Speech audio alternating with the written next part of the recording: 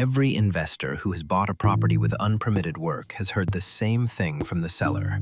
It was a small job, it was done right, it never caused a problem. The problem is not whether the work was done right. The problem is what happens when you own it, and what you pay for it across 6 different categories that most investors do not price before they close. Cost 1.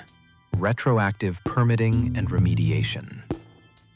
Permitting unpermitted work after the fact in Florida requires a licensed contractor to pull a permit, an inspector to verify the installation, and the work to meet current code, not the code in effect when it was originally done.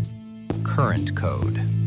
If the bathroom addition was built in 1987 and the current FBC requires different framing clearances, different waterproofing standards, and different electrical requirements, the 1987 installation gets measured against today's standards. Simple items, a water heater replacement, a window swap, run $200 to $600 to retroactively permit.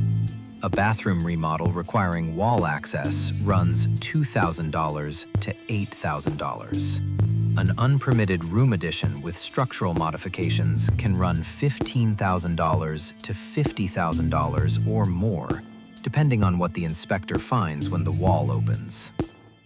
Cost 2. The cascade. The most financially dangerous aspect of retroactive permitting is not the first permit.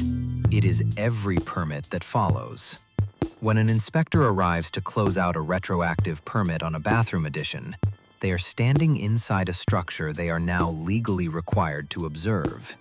If they see unpermitted electrical work adjacent to the permitted scope, they note it. If they see a structural modification outside the permitted scope, it requires its own permit. 1 retroactive permit becomes 3. 3 become 5.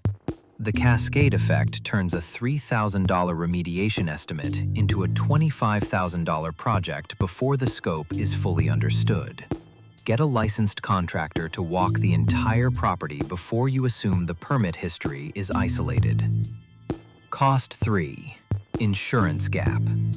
Florida property insurance policies cover the structure as permitted.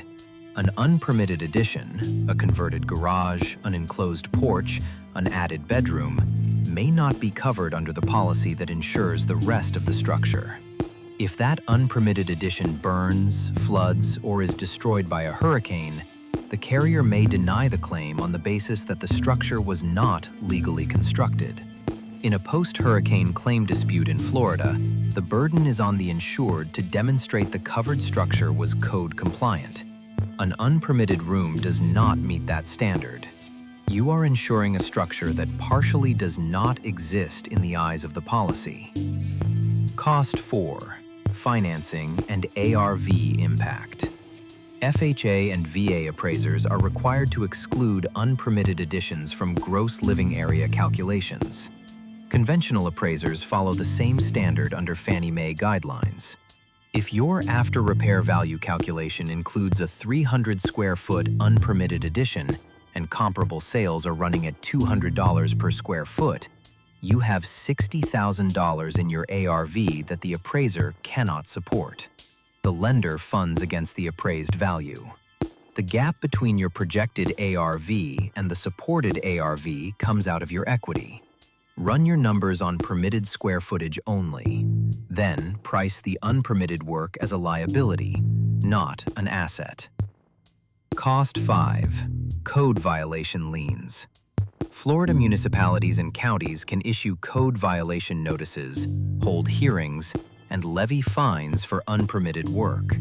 Under Florida Statute Section 162.07, first violations can be fined up to $250 per day. Repeat violations up to $500 per day. These fines accrue daily until the violation is corrected or a compliance agreement is reached. When fines accumulate and go unpaid, they become liens recorded against the property. A standard title search may not catch all municipal code violation liens, particularly older ones filed by city code enforcement rather than county records. Investors who skip a municipal lien search have closed on properties carrying $30,000 to $80,000 in accumulated code enforcement fines that attached to the title on day one of ownership. Cost 6. Resale disclosure liability. Florida's seller disclosure standard, established by the Florida Supreme Court in Johnson v.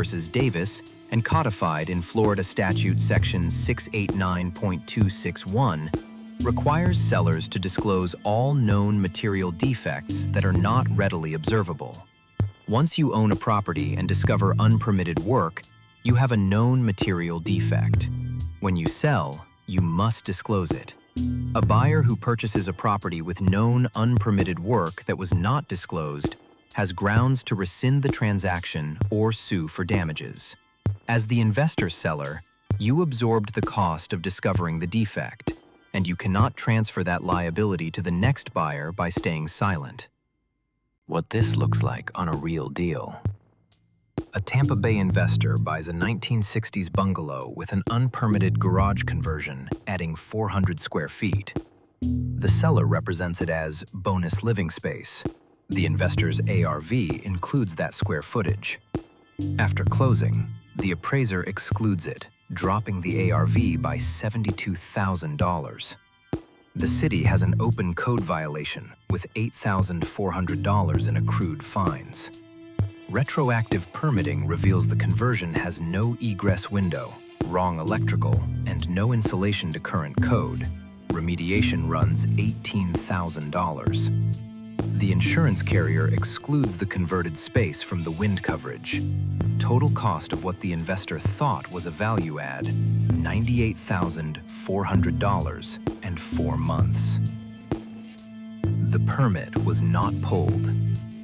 To save a few $100s at the time of construction, you are paying for that decision now, across 6 categories at a cost that was never in your pro forma.